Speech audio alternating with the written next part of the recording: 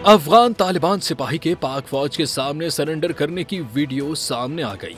पाकिस्तान की भरपूर जवाबी कार्रवाई के दौरान अफगान फौज के तालिबान सिपाही की खुद को पाक फौज के सामने सरेंडर करने की वीडियो मंजर आम पर आ गई। वीडियो में एक अफगान तालिबान को पाक फौज के सामने सरेंडर करते देखा जा सकता है, जबकि बेशतर अफगान तालिबान पोस्टें खाली छोड़कर भाग चुके हैं। सिक्योरिटी जराये के मुताबिक पाकिस्तानी फोर्सेस की जानिब से अफगानिस्तान की बिला इख्तियार फायरिंग पर रात गए से भरपूर और मौसर जवाबी हमले जारी हैं। पाकिस्तानी फोर्सेस ने कार्रवाई के दौरान अफगान फोर्सेस की 19 अहम सरहदी पोस्टों पर कंट्रोल हासिल कर लिया है। जेर कब्जा पोस्टों पर आग और तबाही के वाज़ेह मनाजिर भी देखे गए, जबकि मुतअद्दिद अफगान तालिबान और सिक्योरिटी एहलकार पोस्टें खाली छोड़कर फरार हो चुके हैं।